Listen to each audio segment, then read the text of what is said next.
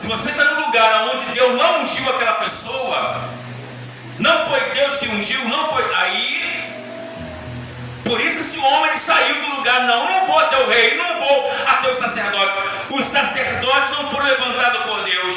Eu não vou entregar aquilo que é do Senhor, aquilo que pertence ao Senhor, a pessoas erradas. Mas tem gente entregando aquilo que é de Deus para as pessoas erradas. Aí lá na frente tem uma decepção. Lá na frente tem uma queda espiritual. Fica decepcionado. Poxa, eu abençoei aquele pastor, abençoei aquela obra, agora descobri que aquele pastor é ladrão, agora descobri que aquele pastor foi preso, agora descobri que aquele pastor matou alguém. Já era. Por quê? Porque você precisa entender isso. Precisa entender. Aqueles que são de Deus, aqueles que não são. Então, olha aqui. Se nós vos semeamos as coisas espirituais dos pastores, será muito de que vós recolhemos as carnais? Se outros participam deste poder sobre vós, porque não, mas justamente nós. Mas nós não usamos desse direito. Repete comigo, direito. O pastor tem direito. O pastor tem direito. Antes suportamos tudo para não pormos impedimento algum ao Evangelho de Cristo. Não sabeis vós, os que administram o que é sagrado, comem do que é do templo? Você não sabe aquele que administra o que é sagrado, as coisas espirituais, ele não come o que é do templo? Isso quer dizer, o pastor tem que ter o seu salário? Por quê? Porque ele vive da obra, ele vive para pregar, ele vive para orar, ele vive para ministrar, ele vive para socorrer as almas, ele vive para isso. Imagina chegar um domingo como esse, alguém bater no portão, vai ter culto hoje não? Não, hoje não. Hoje não, eu estou cansado. Volta no domingo, eu hoje estou cansado. Imagina quantas vezes aqui nesse altar eu preguei com febre.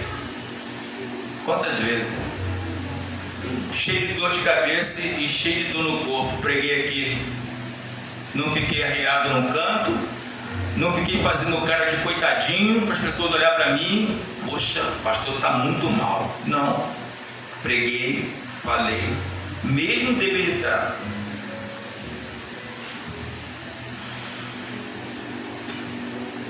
Essa é a direção. Versículo 14. Assim ordenou também o Senhor aos que anunciam o Evangelho, que vivam do Evangelho. Então, como é que a pessoa vai viver do Evangelho?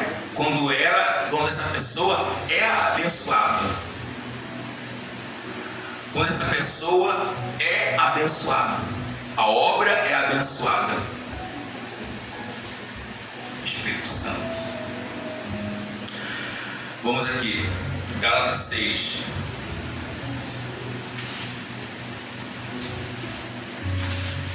Gálatas 6.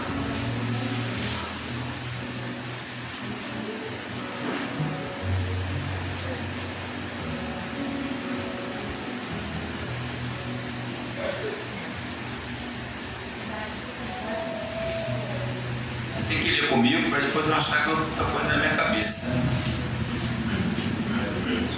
Gálatas 6, versículo 6. Vamos lá.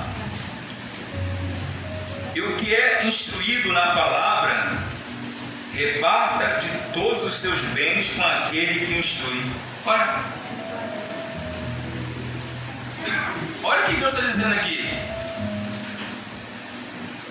Deus está dizendo o seguinte: se você está sendo ensinado, se tem alguém que é autoridade, alguém que ministra a palavra de Deus sobre a sua vida, que te ensina o caminho, alguém que cuida da sua alma, alguém que zela pela sua vida, alguém que entra em guerra espiritual pela sua vida, alguém que ora pelo seu casamento, ora pelos seus filhos, alguém que te ensina, instrui você o caminho certo. Ele está dizendo: você reparte os seus bens com aquele que te instrui. Ó,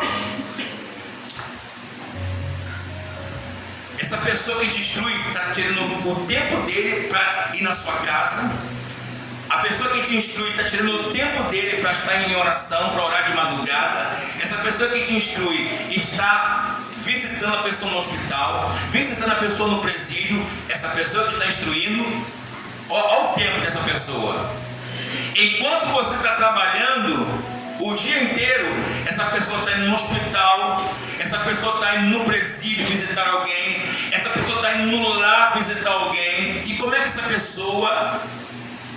que essa pessoa vai viver? Através daquilo que Deus coloca no seu coração para abençoar a obra dele. A prova do Senhor Jesus.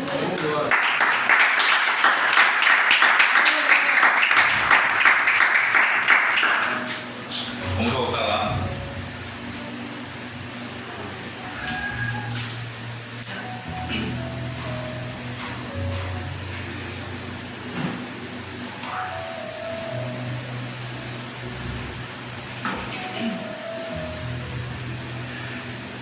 Segunda Reis, capítulo 4, versículo 42, no finalzinho do versículo 42, fala assim: e disse: dá ao povo para que coma. Dá ao povo para que coma. Porém, seu servo disse: como hei de eu pôr isso diante de 100 homens? Então o servo de Eliseu disse: como é que eu vou colocar isso? Esses 20 pães, essas espigas, nós temos 100 homens, são 100 homens, e só é 20 pães.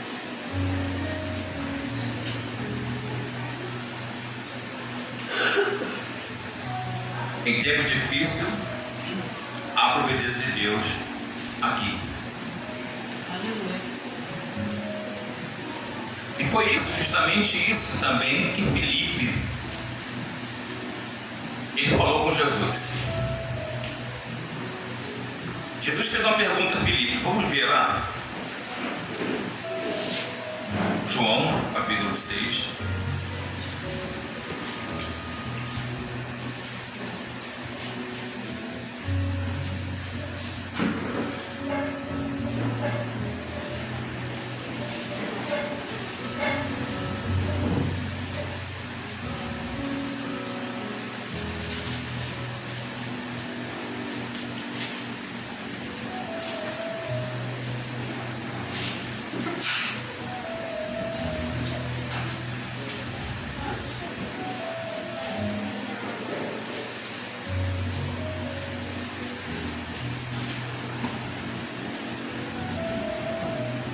João capítulo 6 do Evangelho.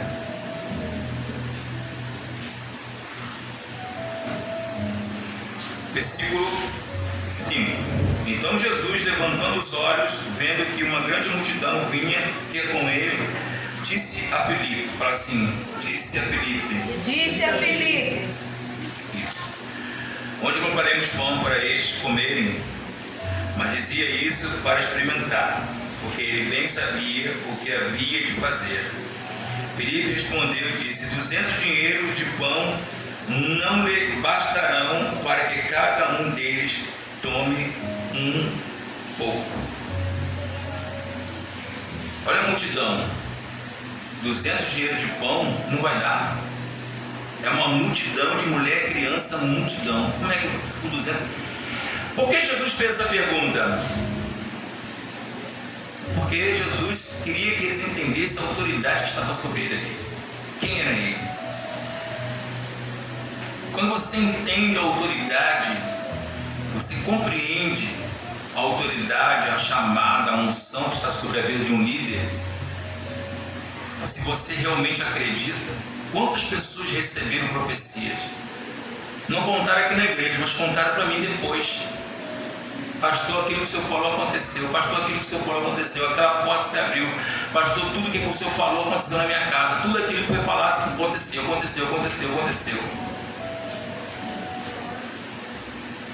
Por quê? Porque quando elas estavam vindo com os olhos bons. Queria ouvir Deus falar. E Deus fala. Então a pergunta de Jesus: 200 dinheiro de pão, você acha que vai dar? Não, não vai dar. É uma multidão. Aquele servo de Eliseu, ele disse: temos 100 homens, só temos 20 pães e algumas espigas.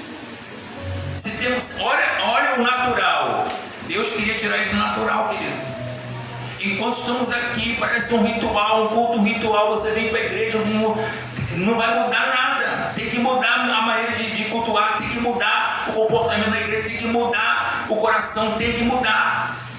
Para ver mudança no ministério, para ver mudança na igreja, tem que mudar a postura, tem que mudar o jeito de falar, tem que mudar o jeito de pensar, tem que mudar o jeito de agir, tem que mudar, tem que agir. O natural daquele homem, Eliseu, do seu servo era: o que nós vamos fazer? Temos 100 homens, só temos 20 pão. O natural de Filipe e dos apóstolos que estavam ali: o que nós vamos fazer para alimentar essa multidão? Porque não reconheciam a autoridade, eles ainda não entendiam a autoridade que estava sobre Jesus, e não conheciam a autoridade que estava sobre Eliseu. Porque Deus está sempre falando para a gente: no tempo da adversidade, eu vou esconder você no meu pavilhão. No tempo difícil, no tempo da dor, no tempo da perseguição, no tempo que você está passando por um processo, é aí que eu vou operar, é aí que eu vou falar, é aí que eu vou me manifestar. É aí. É dessa forma, querido. É dessa forma. Porque no tempo da festa, no tempo da alegria, no tempo de portas abertas, você não ouve a voz de Deus, não, querido. Você não ouve a voz de Deus, não. Você está com a mente, com o coração voltado para as coisas naturais, para as coisas que estão acontecendo em sua volta. Nós estamos distraídos com as coisas que estão acontecendo em nossa volta, porque estamos bem, nossa geladeira tem comida, a nossa casa de conta paga. Então as coisas que estão em nossa volta estão nos distraindo, querido. Mas quando a gente começa a ser tirado isso aqui, tira isso aqui, tira isso aqui, tira isso aqui, tira isso aqui, a gente começa a se voltar para Deus, aí vamos começar a ouvir a providência e ver a providência de Deus acontecer. A providência de Deus no tempo difícil. Essa igreja aqui está igual o tempo de Saul, debaixo da romeira. Está igual o tempo de Saul debaixo da romeira. Está igualzinho. Se a gente não se levantar para agir, vamos ficar debaixo da romeira. Vamos ficar debaixo da romeira. Ah, pastor, isso aí é um problema do Senhor. O senhor que é pastor da igreja? Não. É aí que você se engana. É aí que você se engana. O senhor é pastor da igreja? O senhor tem que agir. É aí que você se engana. Você viu que no tempo difícil, de diversidade, eles faziam pergunta a Jesus, chegavam até Jesus, queriam ouvir a voz de Jesus, queriam que Jesus ensinasse. No tempo da perseguição, no tempo da luta, eles perguntavam a Jesus, queriam ouvir Jesus falar com eles. Glória a Jesus. Vamos voltar lá que eu vou encerrar essa pregação. Vamos lá. 2 Reis. Para quem não tem habilidade com a Bíblia, fica difícil, né? Então, assim como Filipe não tinha resposta para dar a Jesus, porque Filipe, os apóstolos, não estavam ainda compreendendo a autoridade de Jesus, não estavam ainda compreendendo a unção que estava sobre Jesus.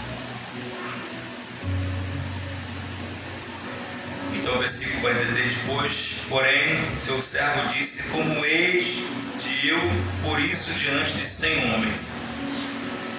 Disse ele: dá ao povo para que coma, porque assim diz o Senhor: comer-se-á e sobejará.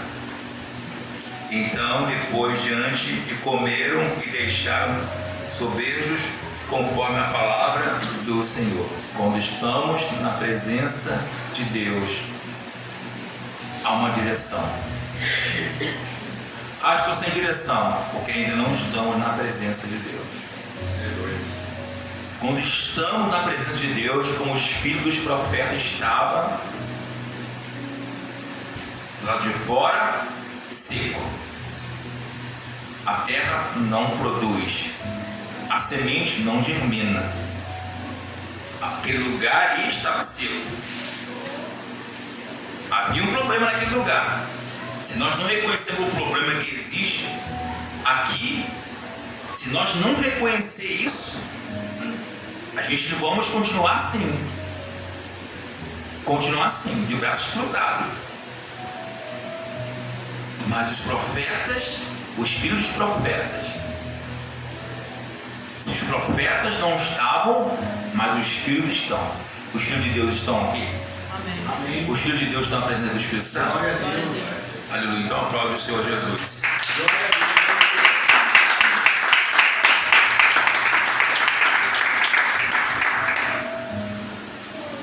Então eles pegaram aqueles 100 pão e foi dando. Aqueles 20 pães foi dando para 100 pessoas. Comeram que sobraram. Como é que 20 pães alimenta 100 homens e sobra pão? Por conta da palavra de Deus. A palavra de Deus, quando ela é liberada, ela precisa encontrar um coração pronto. Se o coração está seco, uma terra seca, não vai produzir. Mas se o coração começa a se aquebrantar, você começa a se humilhar, se aquebrantar: eu preciso de Ti, Senhor. O teu coração já começa a ficar preparado para Deus falar. Ouviu? Um coração seco é um coração orgulhoso. É um coração que não quer ouvir a verdade. É o coração seco. O coração seco é aquele coração que só quer ouvir o que quer. Mas um coração aquebrantado, um espírito aquebrantado, Deus não existe. Por quê? Porque aquele coração aquebrantado está pronto para receber a semente, a direção. Então, no tempo da adversidade, tempo difícil, há providência de Deus.